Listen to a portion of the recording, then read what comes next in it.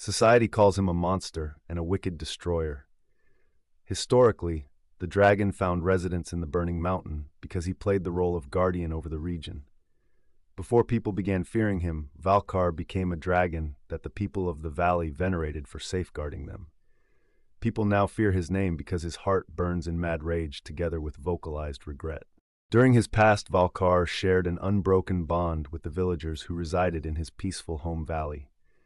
People looked at him as their protector because he received thanksgiving offerings in exchange for safeguarding them. Valkar felt satisfaction because his protective fire ensured the safekeeping of this tract of land.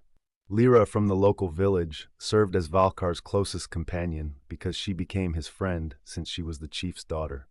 Every day she showed up to deliver his meals while sharing village events with him. When outside visitors came who promised to teach Valkar fire control through magic, his life took an abrupt turn. The strangers warned him his power posed too big a threat to society, since people would fail to understand him, so he required training in command. Cradling hopes of showing his importance, Valkar decided to take up their proposal. During the magical experiment, everything deteriorated into a tragic disaster. Valkar's uncontrolled flames set his community burning after they escaped his control in a catastrophic incident. The fleeing people left Lyra trapped inside the burning flames. During his rescue attempt, Valkar realized he was too late to help his companion. The fire left behind only ashes from the village, and Lyra lay dead among the burned debris.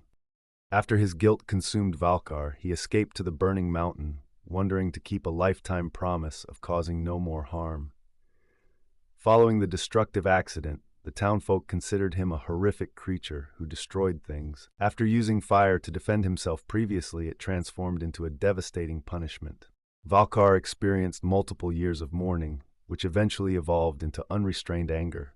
As his heart turned into stone, he transformed into the homicidal villain humanity now recognized him as. He targeted every settlement which approached the mountain and burned down everything in his path.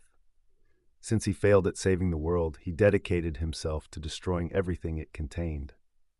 Every community he visited heard tales about the burning mountain dragon, so fear accompanied him throughout his travels. After his village fell victim to Valkar's flame attacks, Kale dedicated his life to seeking revenge.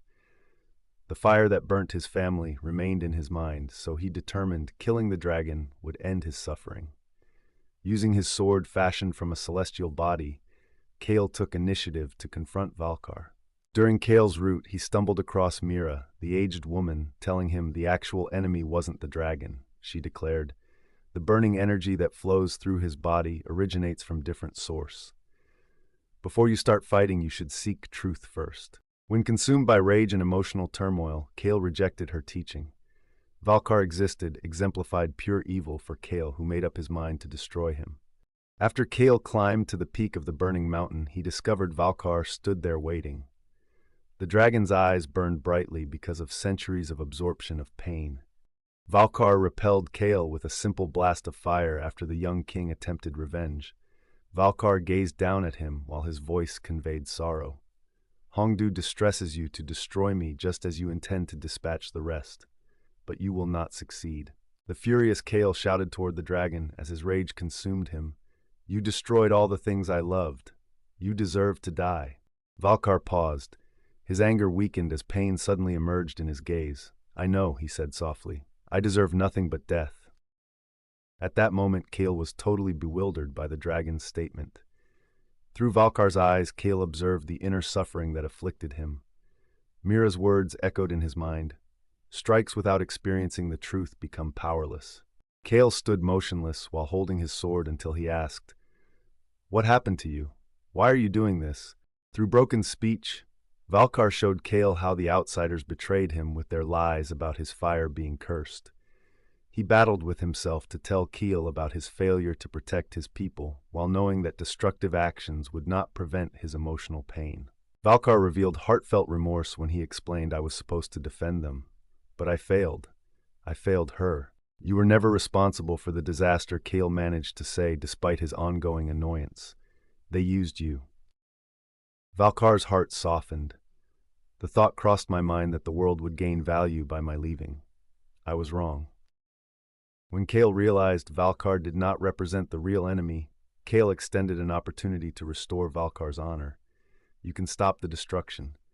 A new beginning is possible for everything you've lost. Valkar nodded through his shedding streams of hot lava tears. With his feathers extended, he soared through the air as a wind carried him across the kingdom.